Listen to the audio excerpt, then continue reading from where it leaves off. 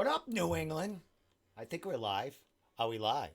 I think we have sound. I think we have everything we need in the Room podcast. Welcome, people. It is Wednesday night.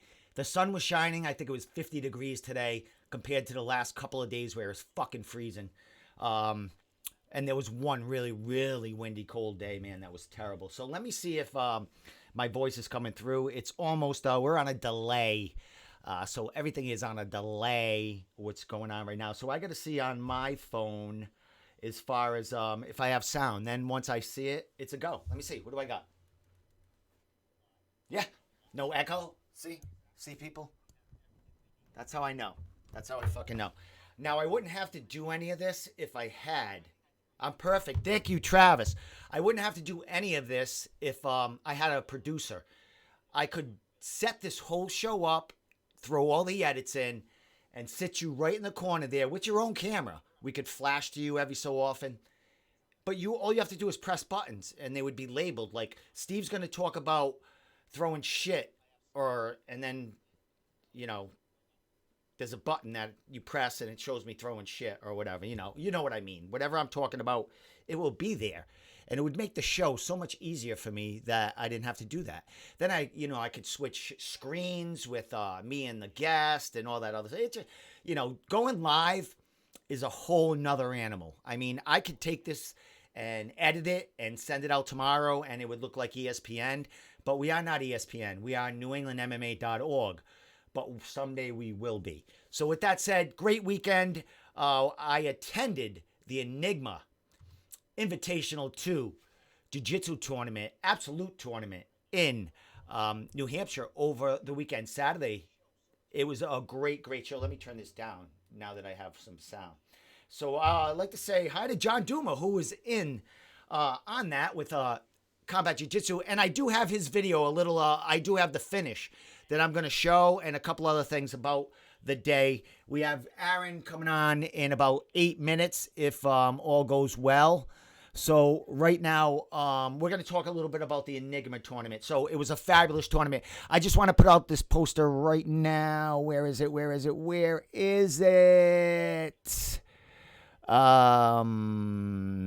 There we go. So the fights are out right now. www.regionalcombatsports.com.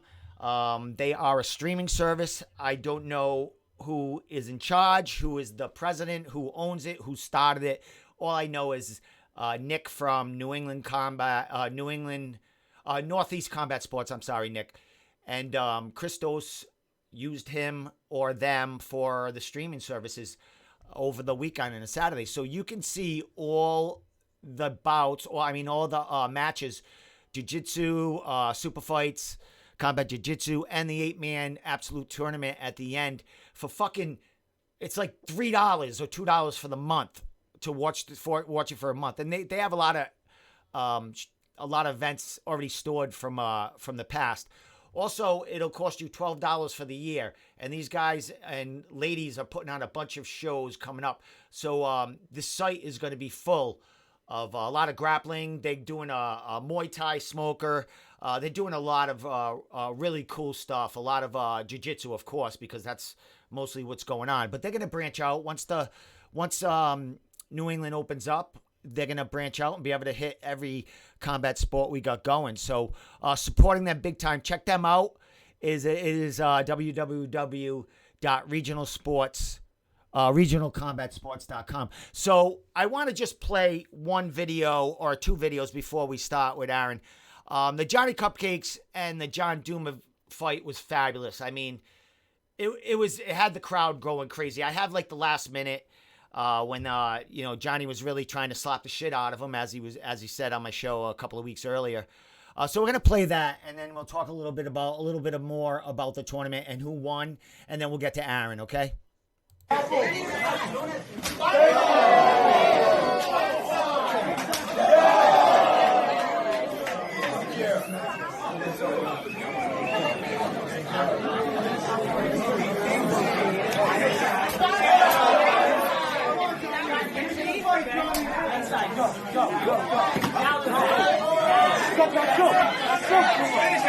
on, Drew!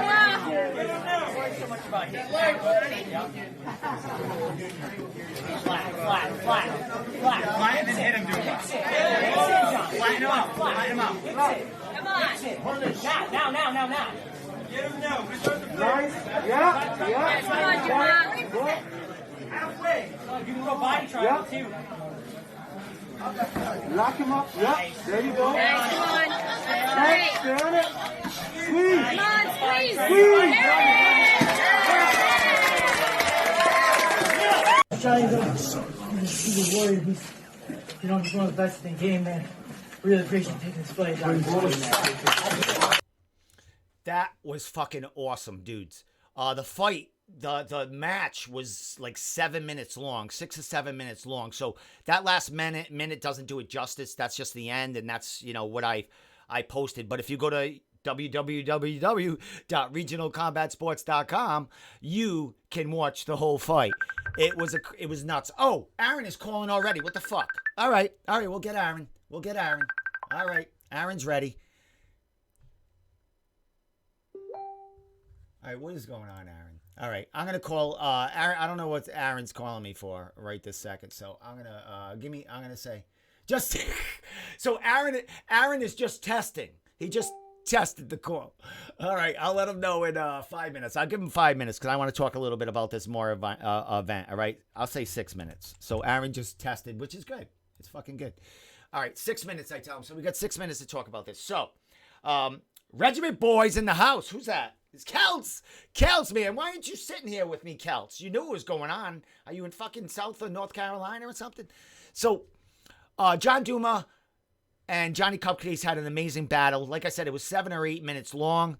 It was awesome at the end, hugging and appreciation for the fight with each other, getting matched up and putting on a show for the crowd. There was 2 combat jiu-jitsu fights. Excuse me, Jeff Joy and Anthony Vasta. That was a pretty good one. Less slapping than John Duma and Cupcakes fight, but nonetheless very entertaining. And this is something new. I know Enigma has another show coming up, I think in May or June, and I'm sure they're gonna add some more on that. I already heard them talking about matchups, and Johnny Cupcakes' name was mentioned. So Johnny Cupcakes will be back for another combat jiu-jitsu match. And I do know the name that was thrown out there, and he said yes. I just don't know if the other person said yes also. What else was I going to talk about? The dude that won. The dude. Do I have it? Yeah, Calvin Tacey. So I don't want to play that. That's actually him talking to me, right? Talking to me. All right, so Calvin Tacey is coached by Tom DeBlas. I don't know. You must know him. Everyone knows him who's watching the show right now. Everyone fucking knows him. So anyway, he came from New Jersey to this tournament, right? He came to this tournament. He didn't know anybody. He knew Christos. I think Christos has gone to Tom's gym in New Jersey and has trained there and got some training in with him for a little while. So I think that might be how Christos reached out to Calvin. But Calvin showed up with no one other than his wife from New Jersey to New Hampshire. And he came in this fucking tournament and he submitted everyone that he fought, or, he submitted his first 2 opponents, and then he locked Placido Santos in the finals, the absolute finals. And I don't know the extent of the injuries, but he did snap an ankle pretty bad on Placido. There was a lot of debate. There is a lot of debate on Instagram. The video, the last 25 seconds that I posted on Instagram is being shared all over the place. It's being debated on the tournament levels, on the elite levels, on the lower levels, on the newbie levels, on the coaches levels, on the competitors levels, on white belt levels, on black belt levels. Everybody is talking about this, and if it was if it was a fair thing to do, if it's if that's, man, I don't know. I don't know. So I'm just an outsider looking in, but it was fucking gross. That's all I have to say. Like the snap, it was just like, and when you watch the video, that's my voice in the end going, because that's all I felt. It was nuts. So I did interview Calvin about it. I do, and Aaron, I'm going to play this before we have you on. I'm going to play Calvin talking about the finish. Now, it does have the explicit ankle snap at the end, and then Calvin talks for about 50 seconds about the tournament and stuff like that. But if you don't want to see it, look away. But it happens about a minute into the video. So this is going to be Calvin Tacey explaining his tournament win at Enigma over the weekend. So I'll be calling you after this, all right, Aaron? So I finished him with an Estema lock, and yeah, it came on pretty quick.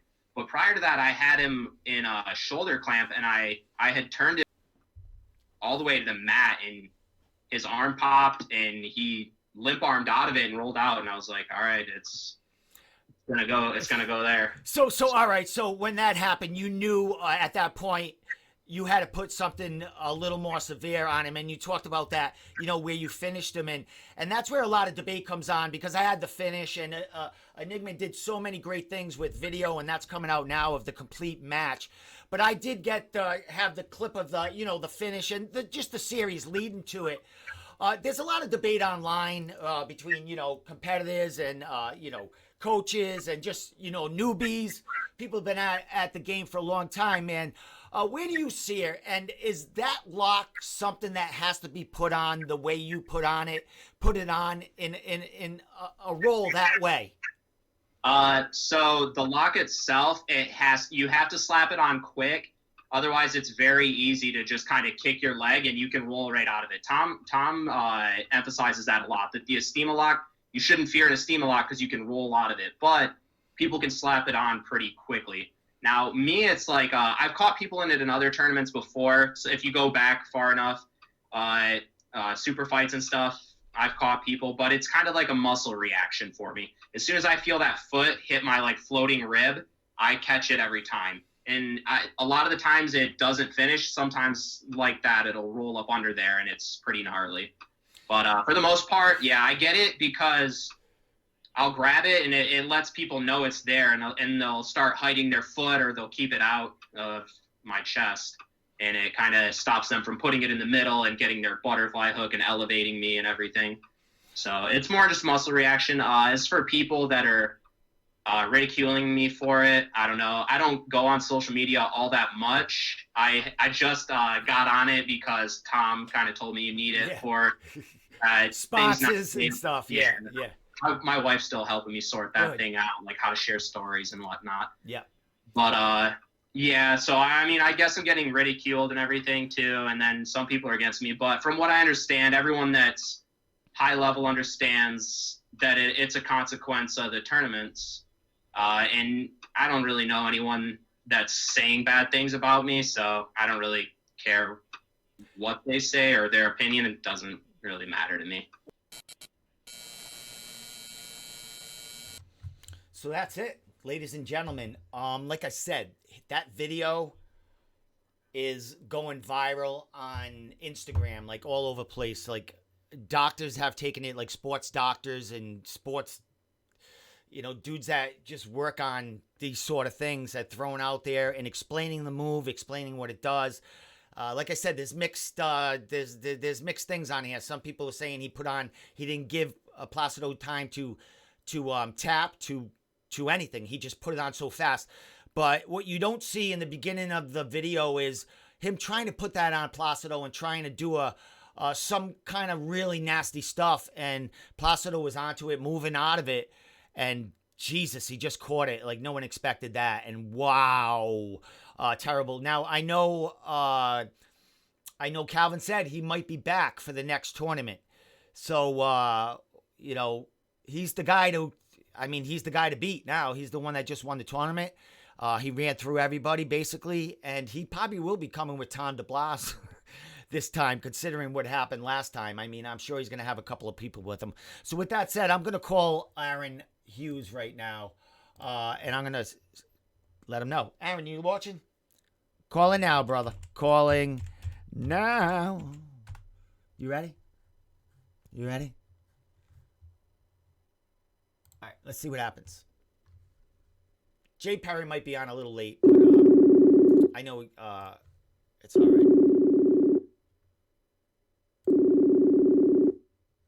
Come on, Aaron. Hey! Shut that off. Shut that echo off. Yeah, I got it. All right, you sound great anyway. All right, you're not on yet. You are on live, but I don't have you your picture up yet. You can hear me though? I can hear you perfect. You sound great. Cool. All right, so let me get you up. There's Aaron. Aaron, you're in the picture now. So any snot in your nose? Let me see. What's going on over What's there? up? You look good, man. You look damn good. What's going on, Aaron, man? It's been a little while. Exactly. Well, we talk offline, but it's been a while since you've been over here. Yeah, man. I'm really excited to be talking to you again, Steve. You know, honestly, I can't wait to come back into the show. Well, yeah, we got to be careful about COVID and stuff like that. I was just around 7,000 people in New Hampshire, so and you got to fight in what? How long were you out? 16 days. Jesus, yeah. So we couldn't have been. But who's counting? Yeah, exactly. Aaron, I'm going to try something because at this point in my life and running this podcast, I should have a producer on. I should have a producer in the corner. And you mentioned that before when you were live here. Where you going? You're getting out of the frame. You looked great. You're getting lounged out. All right. You're getting comfortable. All right, man. All right, so Aaron, you know how you're in the room and I got to press all the buttons for all that other shit? Well, before you came on, I was talking about how I needed a producer because then I could just sit back and relax like you are. You know what I mean? Like Joe Rogan. Nothing like Joe Rogan, but you know what I mean. We can hang out and I don't have to worry about pressing buttons because I love putting up little edits with you guys. But I have another screen here, Aaron, that it might just have you in it and it might get me out of it. But if I had a producer, people out there, wink, wink, any interns out there want to produce, you'll get credit, I think. We are a business. So I might be able to send somebody your way. All right. Let's worry about your fight first. So you settle down over there, Aaron. So anyway, I can, if I had a producer, I could flash through screens. You wouldn't see me, when Aaron's talking, Aaron, say hi. There's Aaron right there. They don't even see me anymore, Aaron. I'm out of the picture. Say hi to the people. Say, fuck you, Steve. This is all me. My fucking time. There you go, brother. There you go. All right, Aaron. So, man, congratulations, brother. Making your pro debut in 16 days, like you said. 16 days, man. I cannot wait. Oh, man. Well, you were messaging me when you were when they were talking to you about opponent, and originally you had an opponent, and then that fell through in a couple of days, and you were like, fuck, he pussied out. But then they found you one the same day or in 24 hours, correct? Yeah, so they offered me one guy. My team and I said yes, and then he said he wanted he said that I was too dangerous of a fight for a debut, whatever. They offered me another guy. Again, we said yes. They accepted this time, and then he's like, oh, I want more money. Dude, it's a pandemic, and it's your debut. How much money you expecting to get? What do you mean he wanted more money? Yeah, he wanted more money, dude. What kind of shit is that? Are you all right? You can't negotiate at this point. People are dying to get on fight cards. Let me ask you a question. Was he from the area?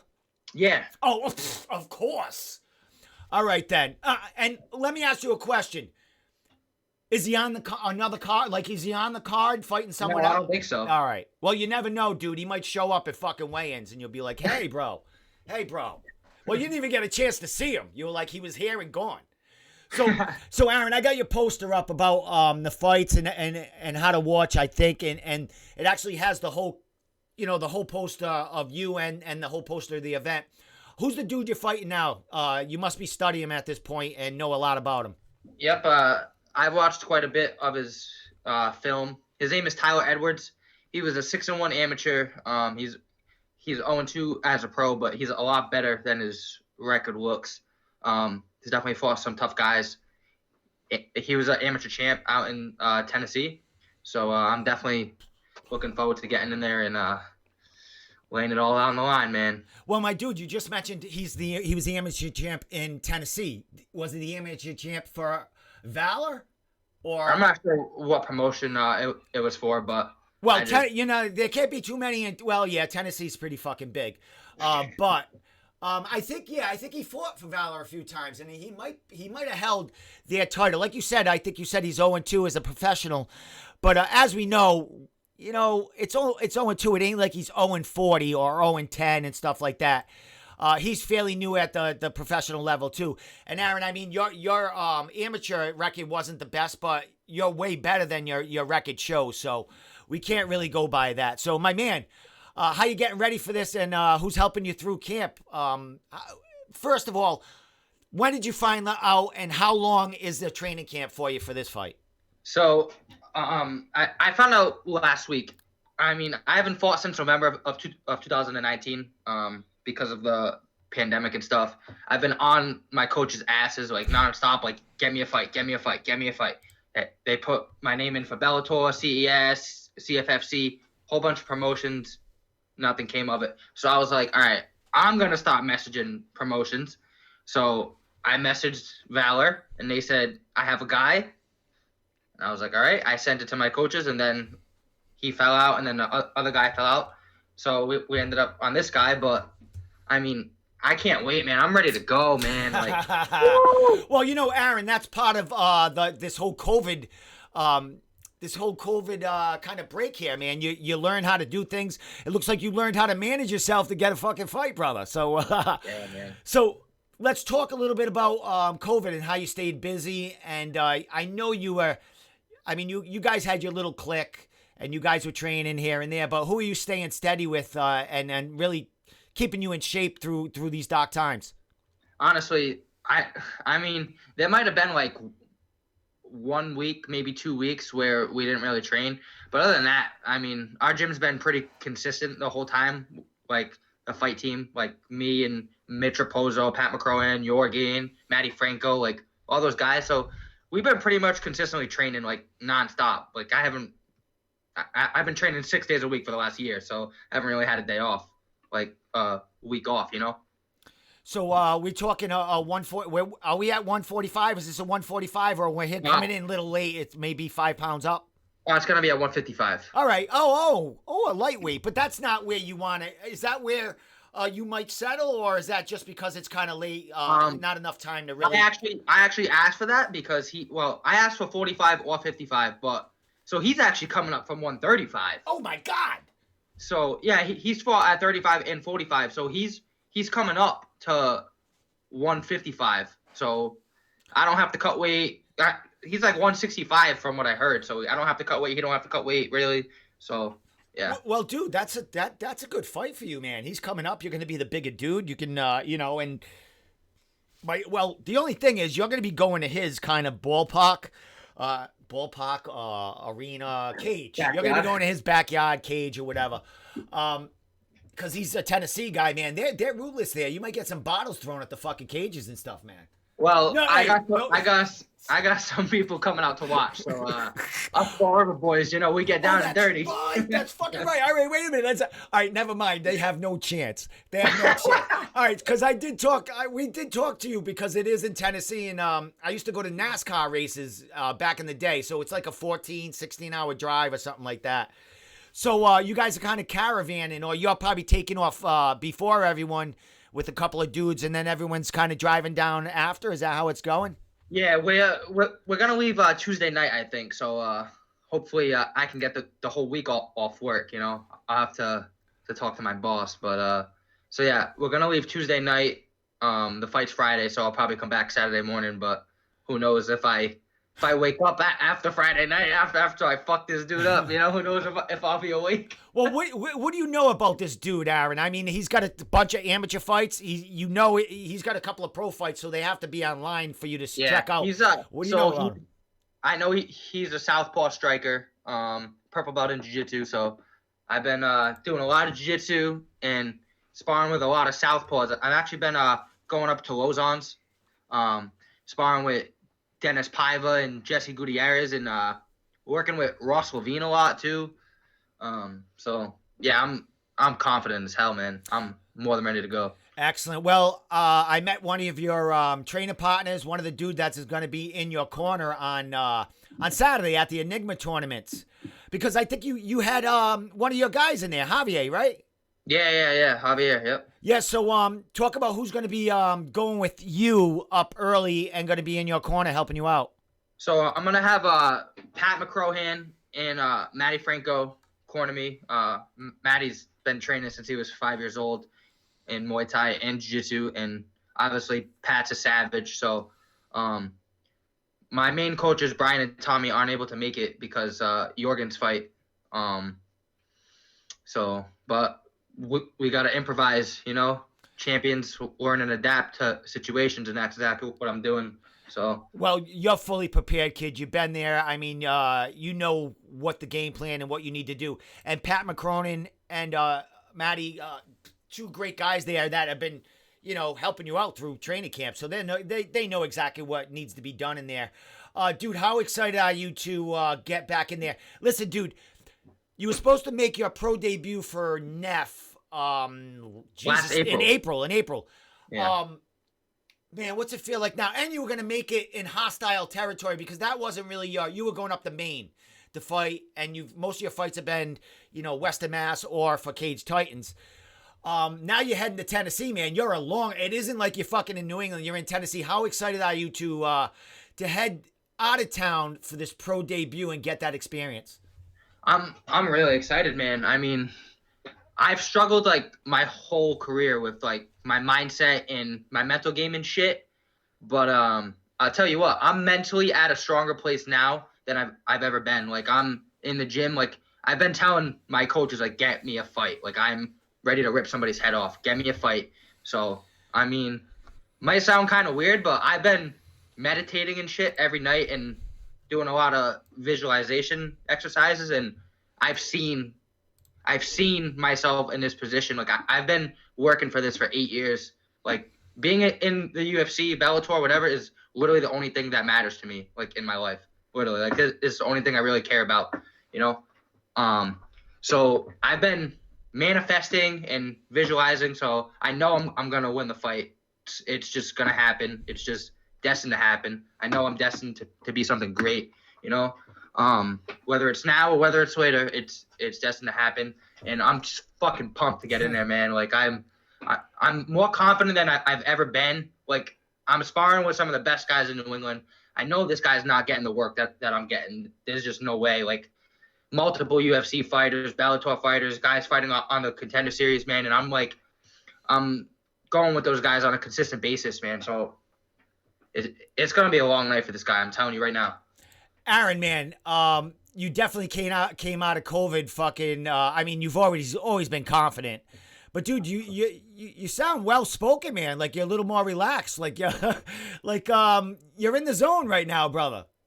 Dude, honestly, so usually when a fight gets booked, I start having all these negative thoughts, like, oh, he's gonna do this, he's gonna do that. Like I start getting like really nervous. Like there's no nervousness right now. Like I've been having nothing but positive thoughts. Like I'm fucking pumped. Like usually I'm like, fuck, I don't want to get in there. No, I'm fucking ready to go. Like I'm gonna get in there and I'm gonna showcase my skills. Win, lose, or draw, my skills are gonna be on display and people are gonna know who I am after this fight. I'm telling you right now. Excellent, man. Well, everyone knows who you are in New England, dude. There's no question about that. And you getting a fight, I mean, we're hungry for our fighters to get fights, especially young guys like you, and making your pro debut finally. You know what I mean? You come from a great camp. I got a lot of friends there, man. A lot of jokers in that camp, but real hard working and real business camp there. Like there's make no puns about it. These guys are there to get their fighters to the next levels, and you guys are doing it, man. You're making that pro debut. I get a message, Jay, man. So, Aaron, you and I talked about like a caravan or something like that. Who else is driving by? You said you're gonna have Fall River Strong. How do I get in this caravan? Whose fucking car am I jumping in? How many cars are going deep to this fucking place? So I'm right now. I think there's only like 5 or 6, maybe like 4 or 5 people going.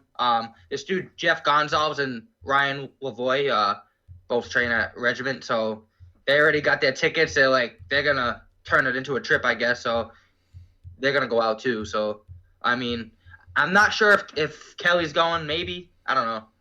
But Pat and Maddie, myself, Jeff, Ryan.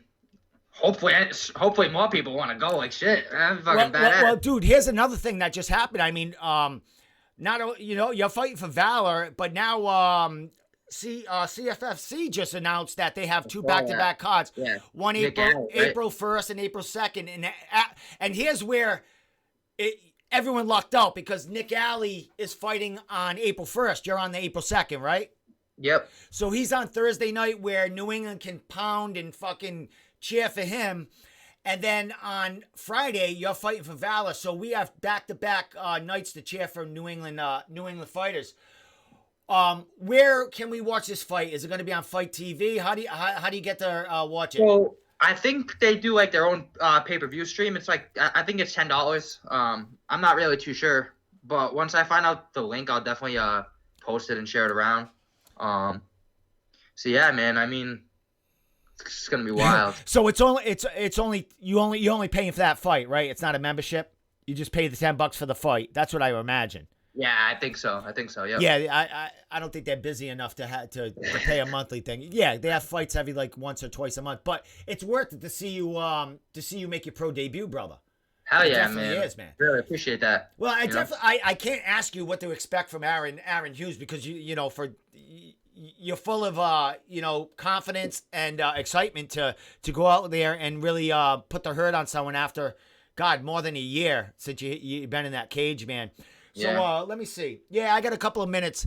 Aaron, before I let you go, I'm going to play a little of your training video, which I've been doing already, but I'm going to see if Jay Perrin is calling in. Shout out sponsors. Are you going to have a banner, anything like that? Is it too late in the game and you're going to worry about the fight and worry about that next time? So I do have sponsors. I'm not sure if I'm having I probably won't have shirts made because it's a little too late. But I'll definitely be shouting them out all over social media. So shout out Ultimate Potential CBD, always. My guy Joel always hooking it up. Shout out my girl Vanessa Botello, always at Be Kind Please Revive. She's a massage therapist. She's honestly awesome, like best massages ever. So definitely hit her up, you know. Hey, let me ask you. Wait a minute. Is she really that good? Because she follows you guys, and I messaged her about a massage. Is it really that good, Aaron? Because I'm ready to spend $100 for a fucking massage, brother. Yeah, it's honestly really, really good. All right. How far is it from Regiment? Like 5 minutes. Oh, it's right there. All right, dude. Next time I come down Regiment, right after your fight, because we don't care about COVID then.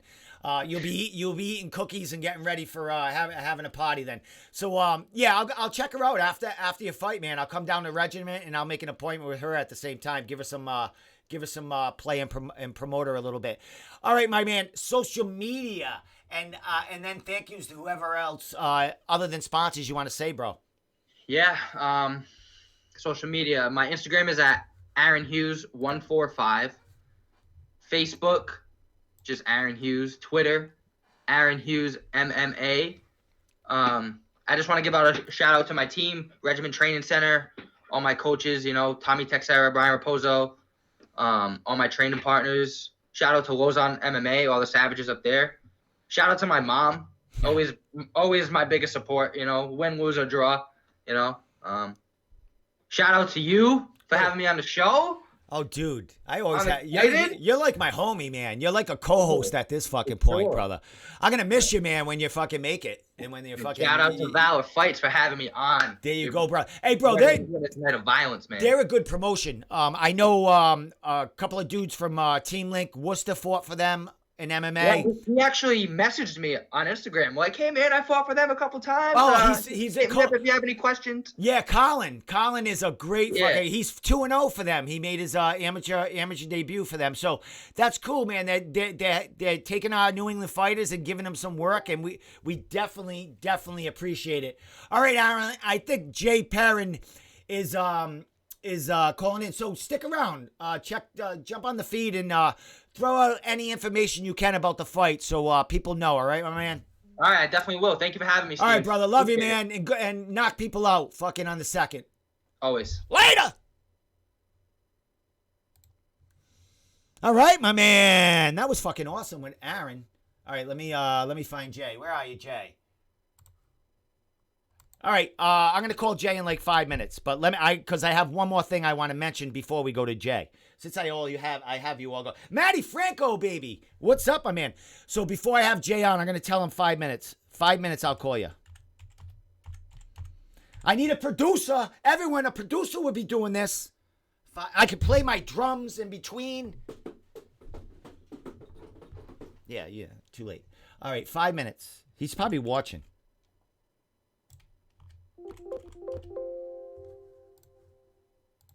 All right, 5 minutes with Jay. All right, one poster I want to show. I want to give a big shout out to Nick Alley. He's going to be fighting for Cage Fury on April 1st. I just talked about that with Aaron. I just talked about this fight with Aaron. Nick Alley coming off a huge win over John Gotti III at CES back in October. He is back in the cage April 1st. April Fool's Day, but this ain't no April Fool's Day, folks. He's in the cage April 1st for CFFC. I do believe that's a Pennsylvania show. It's driving distance. That's like 5 or 6 hours from here. That is nothing. You can drive there and drive back after the show and still make it to work in the morning with 1 hour sleep. And that's what I might fucking do. I think I'm driving with the boys to go see Nick Alley fight because we have another fighter from New York that is part of Full Contact Management, and Travis and Laz manage him. He is fighting. He is having his second pro fight for CFFC. He's 1-0 John Piersma, who is fighting on that same fucking card. So why wouldn't I drive there and drive back home? That's what I'm going to do, folks. I'm going. April 1st, I'm going to CFFC. I don't know what number it is, but I'm going. So with that fucking said, we're getting Jay Perrin on the fucking phone. And he is never somebody short on words. All right, ready? Ready, Jay.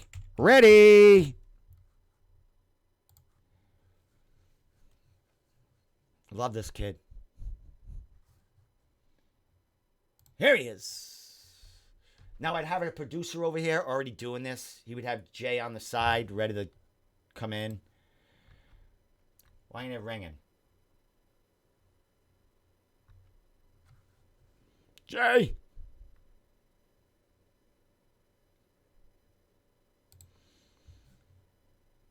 All right, let me try it again.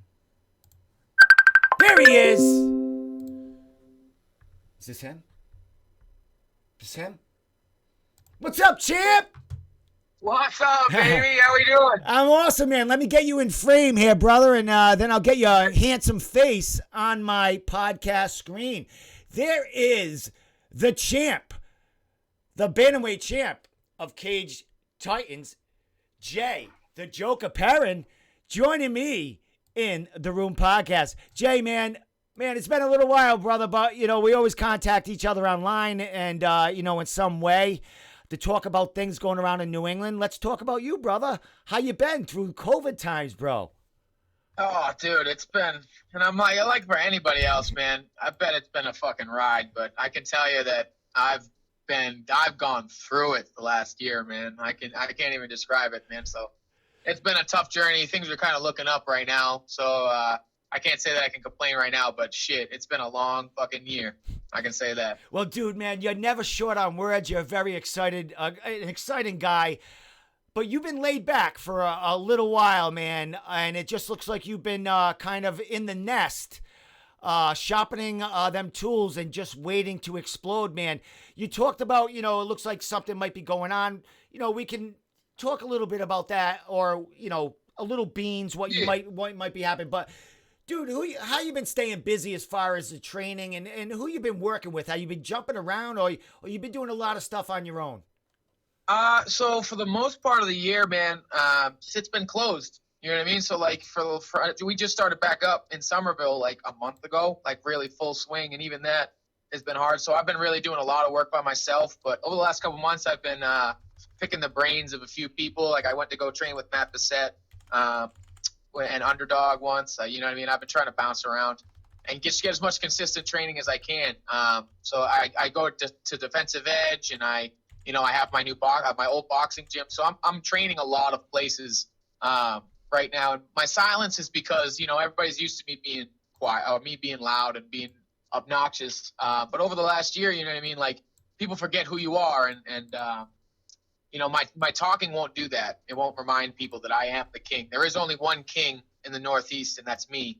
And people forget that, and I'd like them to. I hope that they do. I hope they forget who I am, so that when they stand across from me, they are well reminded of who's at the top of the hill here. So I don't care, you know what I mean? I see a lot of guys, doing their thing and the social media stuff, but I've been training consistently every single fucking day for the time to come for, my name to get called and me to make a statement here. So I've been training my ass off. I'm in probably some of the best shape I've ever been in, just outside of a camp. I'm real small right now.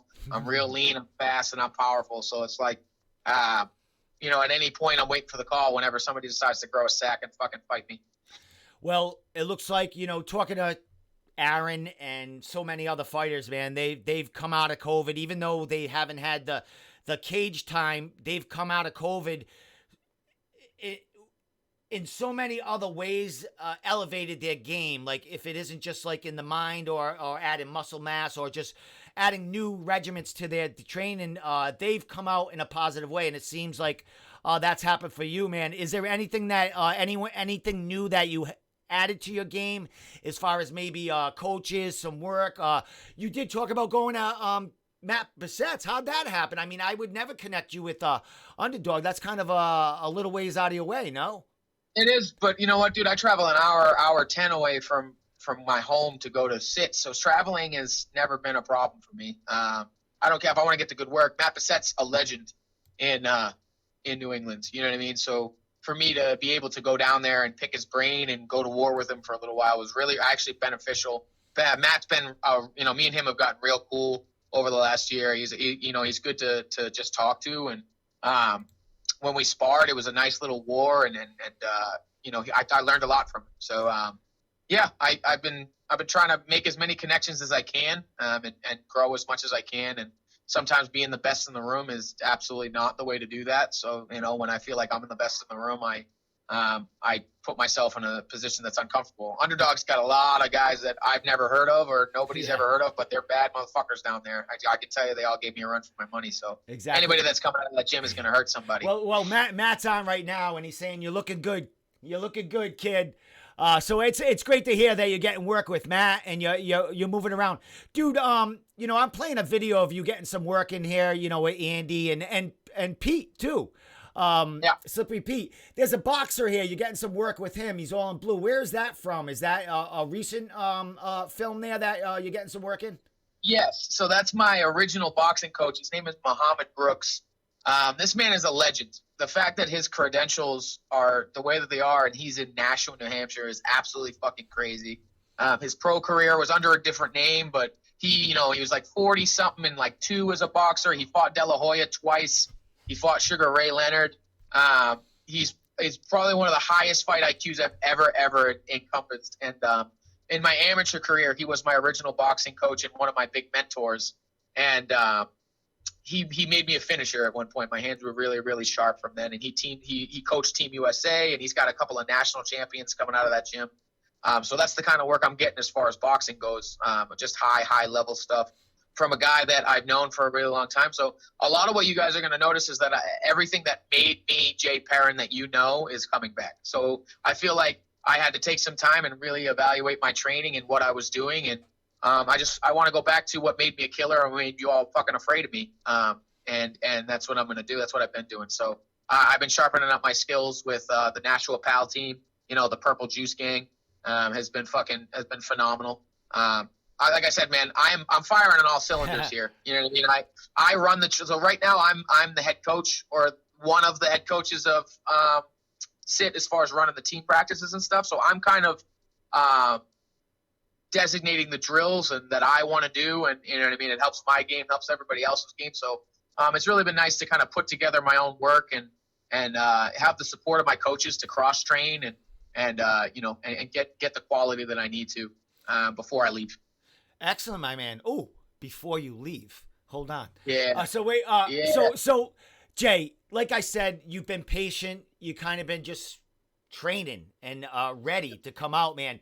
You know, there's been some fighters, you know, that have taken fights they may not have because COVID. You know what I mean? They want to get active. There's fighters that maybe taken fights that they shouldn't have. They were in good positions, and you know they might have taken. Yep.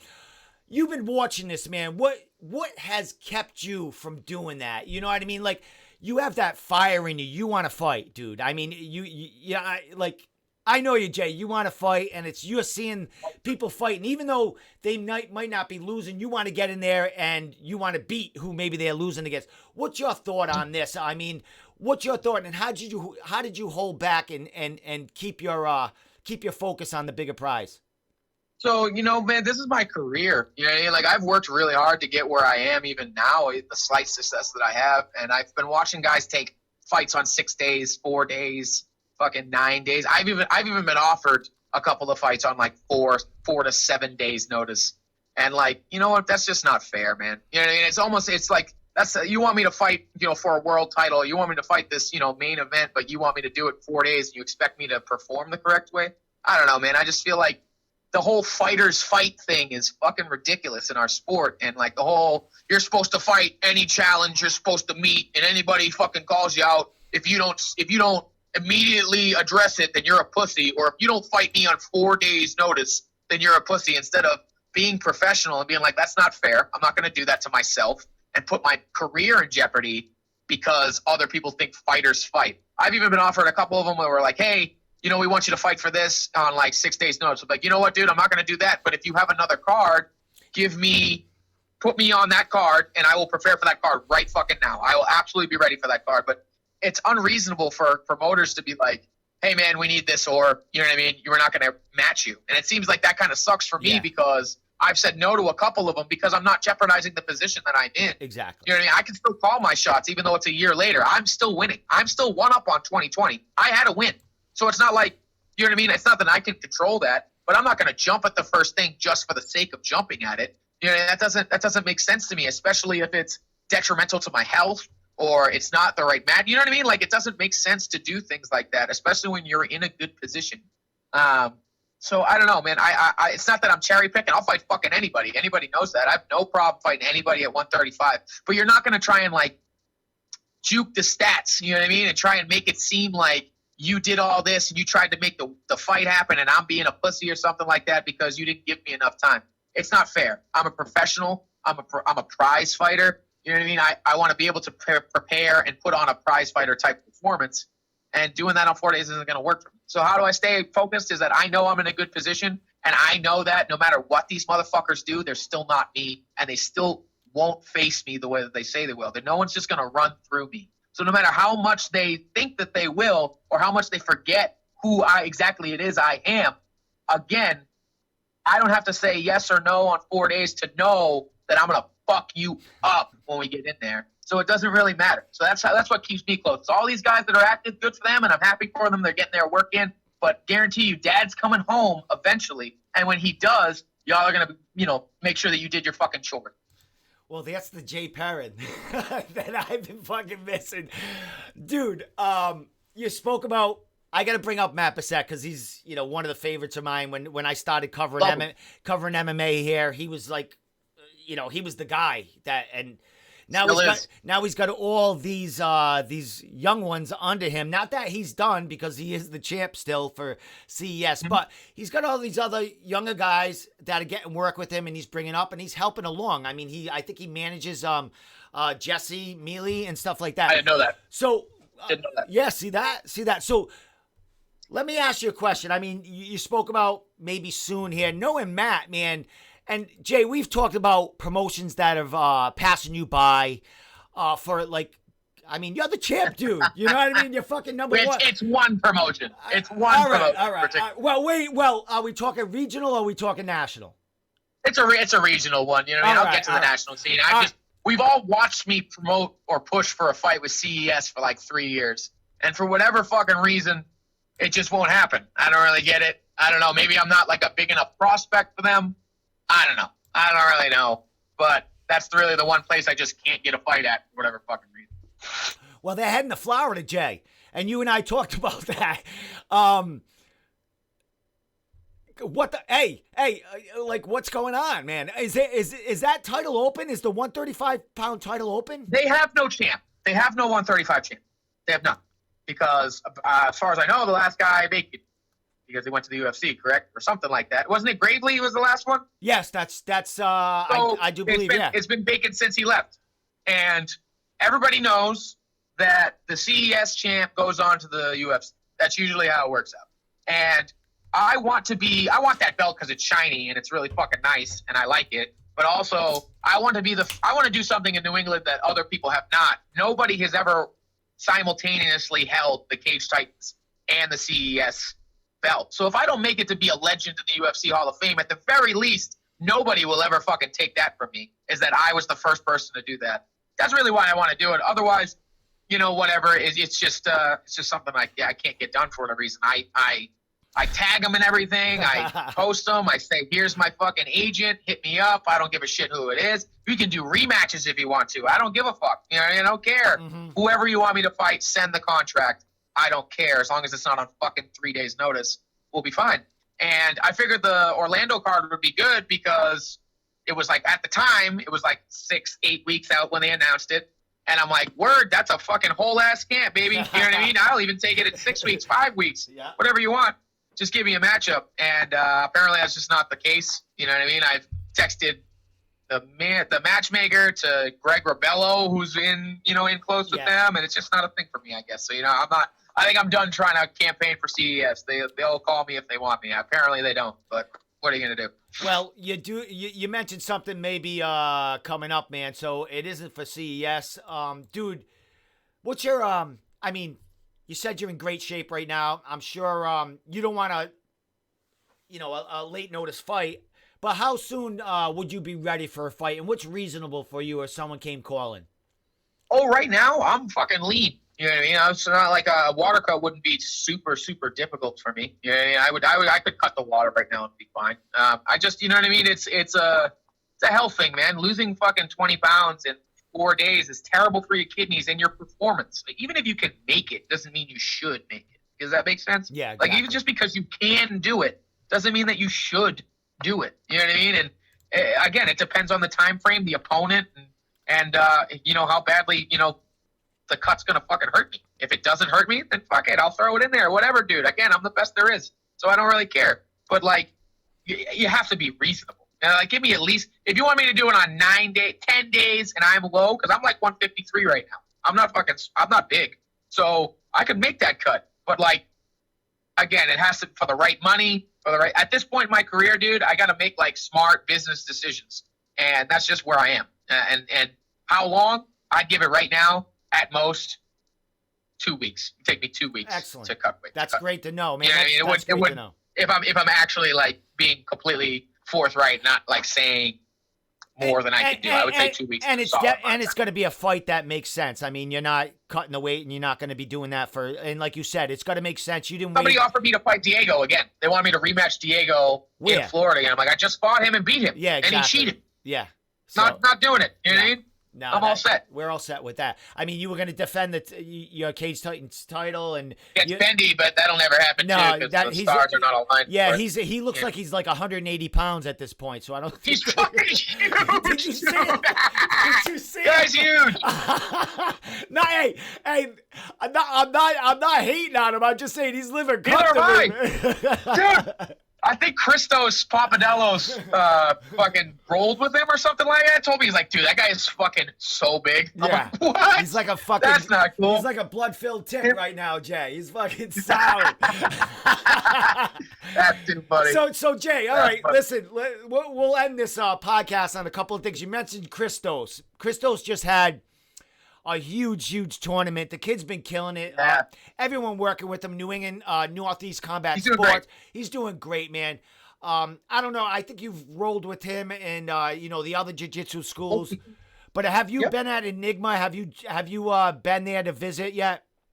I haven't been there to visit. I work like 65 hours a Yeah. week, so it's between teaching at Sid and my other jobs, it's kind of hard to do that. I wanted to. They invited me. They wanted me instead of Duma to do the cupcakes thing.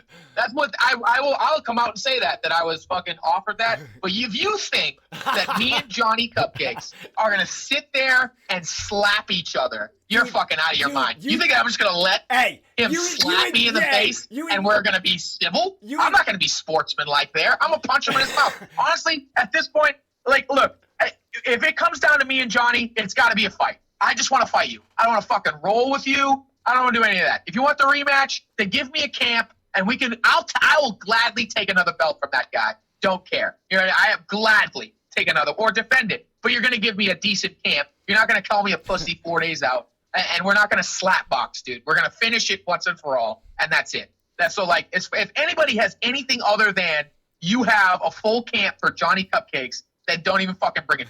That's it. Don't even bring it. Wait because all I want to do is have him be at his absolute best and have me be at my absolute best, so I can prove that this is over. That's it. So that's how I feel about that. But as far as Enigma goes, I'm really proud of Christos. He's doing a lot of great stuff. The tournaments have been off the charts as far as like appearances and like shit like that. And even like to that credit, the combat jiu-jitsu thing is cool. Like, I think it's cool. It's just not me, baby. Yeah. Like, you're not going to smack me in the face. That's not going to happen. Well, you know what I mean? I'm just not with it.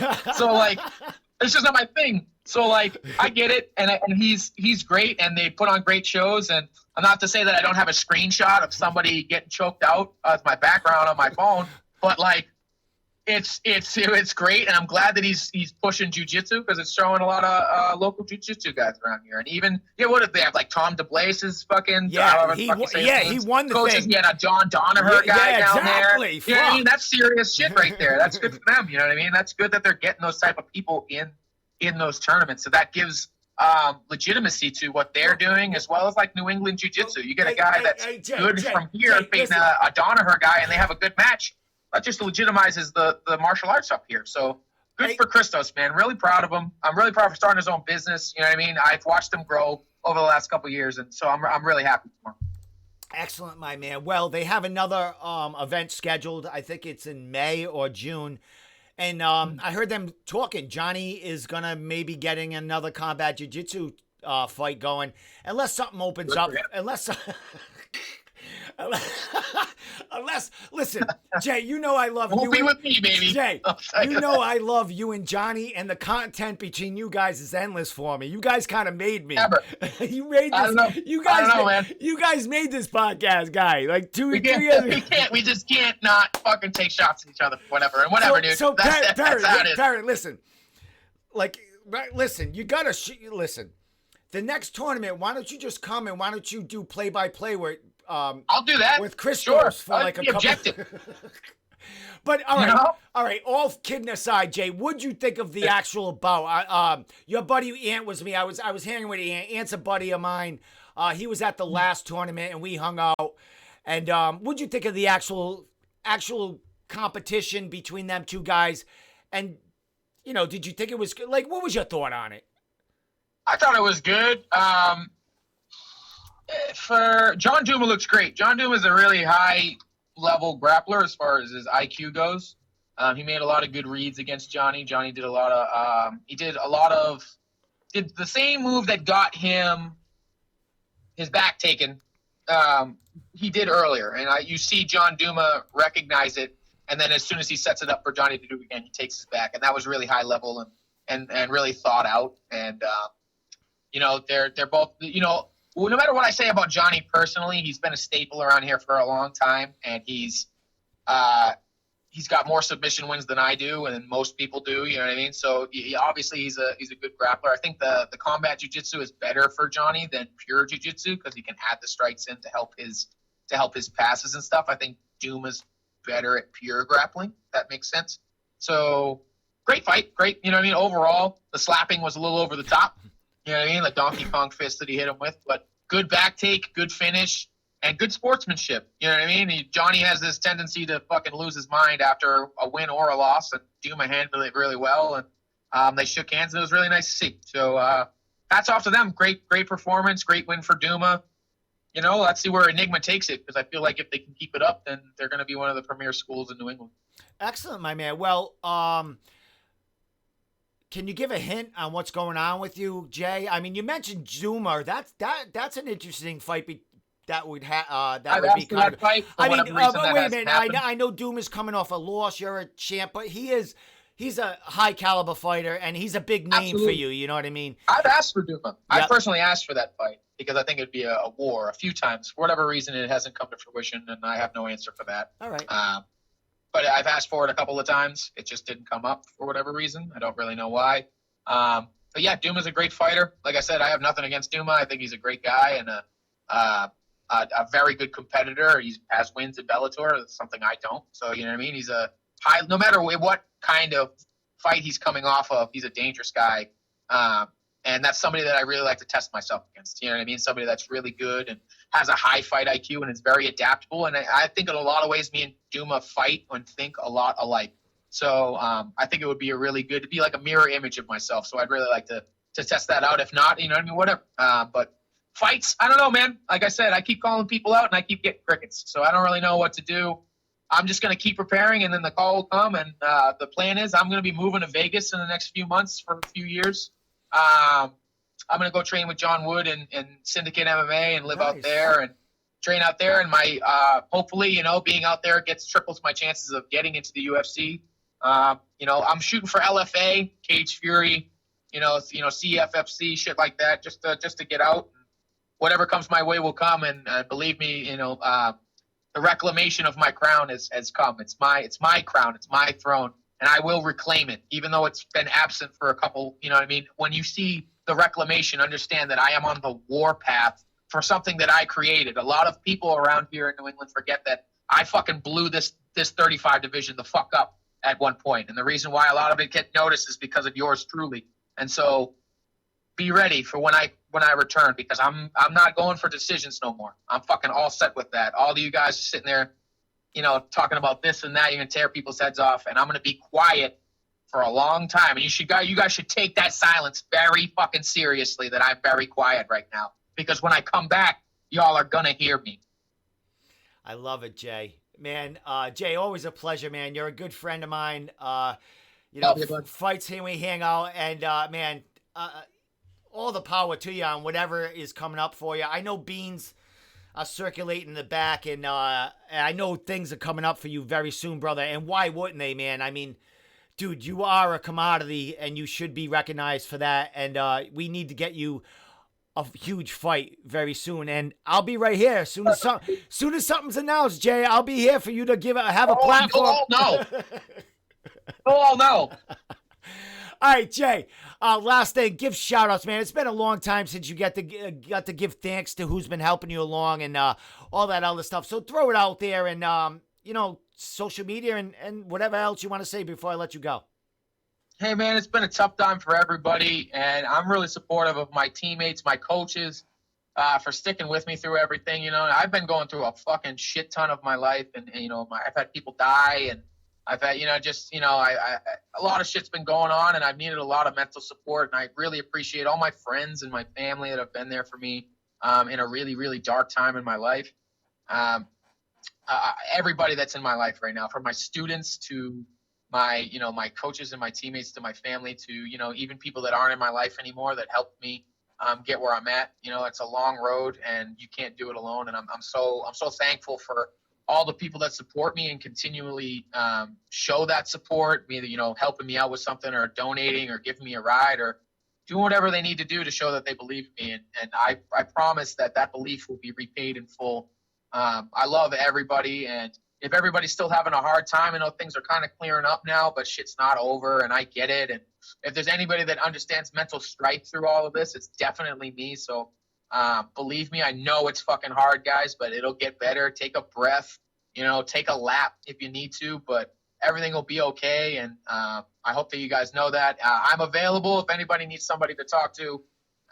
You know me, I'm a big mental health advocate, although I'm a serial killer clown. I want to make sure it's all right. Yeah, best of both worlds. Best of both worlds, Jay. You know, so yeah, big shout out to everybody. You know, from you guys that hit me up and make sure I'm good to my teammates, my coaches, to everybody I teach, to my friends that are constantly telling me to keep believing in myself and keep going.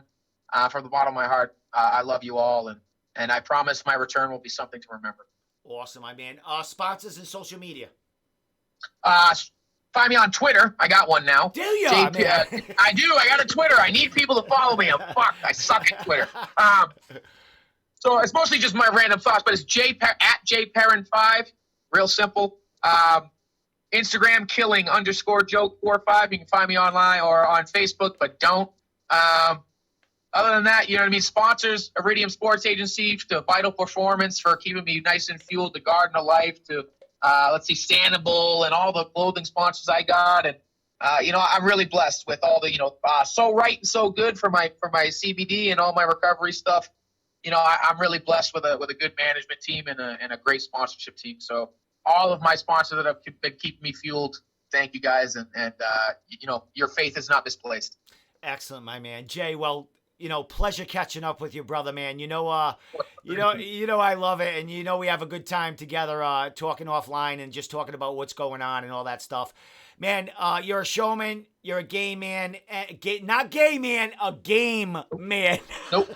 Hey, and treat me like a lady. And take me to dinner. Dude, it's been a long time. Yeah, it's been a long time. COVID's got me like, ew. So anyway, Jay, man, it's always a pleasure talking to you. Ant, man, I've been catching up with him in New Hampshire at these big tournaments, man. It's fun to catch to him and just talk about you and what's been going on, man. So it's a good atmosphere. It's great what you do out there, and man, I miss you online and talking about fight shit, man. It just sucks not having you vocal. When the fight comes, you guys will hear me first. You know it. Every time I get a name, you know who it is. So all right, Jay, man, it's coming, baby. I promise, but. Remember the reclamation, baby. As long as I'm silent, know that I'm working, and that makes it very, very dangerous for the rest of these people. Awesome, my man. Well, I love that you mentioned Matt Bissett, and you got some training with him, man. It was really cool to hear about that. So, Jay, man, you have a great night, and we'll talk as soon as something goes on, man. Let's catch up. I'll be on soon again. All right, my man. You have a good night, and thanks so much. You too, brother, man. All right, later. Peace. Fucking awesome. That was Jay Perrin. Jay fucking Perrin. Come on. Good dude. Good shit, Jake. Oh, my God. Regiment Kells, what's going on? Hey, Reggie, Kells, you going to Aaron's fight? You driving there? What's going on with you? Huh? So anyway, last couple of things I want to say. Does anyone like my new logo right over? Oh, that way? Over here? Anyone like that thing? That new logo? So anyway, we're going to be making t-shirts and shit like that. So please support us and all that other stuff. Is there anything else I want to say before I get out of here? One last thing I'm going to share. Aaron Hughes' Valor Fighting Challenge poster that is happening. He will be fighting April 2nd. That is a Friday night. He will be in Tennessee. I'm not sure where in Tennessee, but he will be in Tennessee. At Cotton Eye Joe's. That's so fucking funny. Fighting Tyler Edwards. Looks like Conor McGregor a little bit out of the trailer park. But I'm sorry. I hope fucking Valor is not watching this. But it's a huge card. And Aaron Hughes against Tyler Edwards. Aaron Hughes making his pro debut. It is a lightweight matchup. Boom. For Aaron Hughes. Short fuse Hughes. One more or two more things. Nick Alley. I'm going to blow this poster up because you don't need to see my ugly face anymore. Let's get this up. I need a producer. Nick Alley will be fighting April 1st. That is a Thursday night. It will be on UFC Fight Pass. He is fighting Solomon Renfro. Solomon has, I think, just about every one of his fights for Cage Fury. He lost his last fight, but the dude is 6-1. He lost his it might have been the last Cage Fury card. I'm not sure. I don't know if he fought for a title and lost it. I have no idea. But our New England fighter, Nick Alley, is traveling to, I believe, Philadelphia to fight This Solomon Renfro, 6-1. I think Nick is like 8-3 or 8-4, coming off a big win against John Gotti at CES in this past October. So that's about it. One last thing, regional combatsports.com. All the fights are up from Saturday. All the jiu-jitsu fights. Like I said before, it only costs $12 for the whole year. For the whole year, people, to watch a bunch of great jiu-jitsu matches. And they're going to be, they have events and tournaments they're going to every like 2 or 3 weeks. So they're uploading tons of videos to there. So if you're in tournaments and you're thinking of going to tournaments and entering tournaments, you could go to this www.regionalcombatsports.com, and you might be able to seek out whoever you're matched up against, if it's a super fight or if you know a couple of the people that are going to be in your weight class or your division at a tournament. You might be able to look them up and see their last match. So this is very beneficial, people. That is all I'm saying. Last thing right here, Calvin Tacey. He won the Enigma Invitational 2 this past Saturday with an Estima lock on Placido Santos to win $1,000 and win the Enigma Invitational 2 Absolute Division title and $1,000, man. That's huge. Calvin will probably be back for their next tournament because he kind of made easy work. I will be at the next tournament. There will be combat jiu-jitsu at the next tournament. There will be super fights at the next tournament. And there will be an absolute tournament or two, probably one. I don't know what Christos has in store, but I will be there. I appreciate everything you did for me, Christos. Added me to the stream, added me to the event, and let me be a part of it.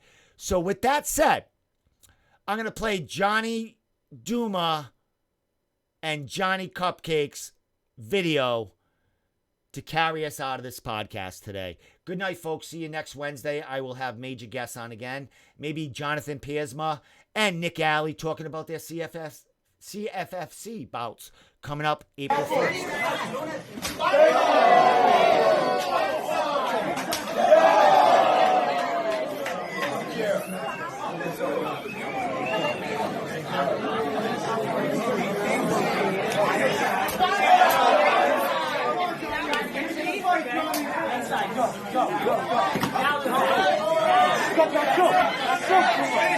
Come on, Juma.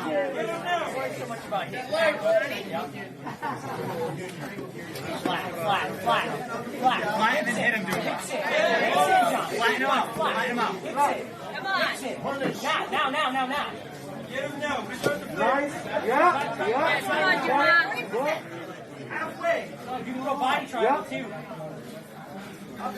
Lock him up. Yep. There you go. Nice, come on. Next, stay on it. Squeeze. Come on, squeeze. Squeeze. Johnny's he's a warrior. He's one of the best in the game, man. Really appreciate taking this fight.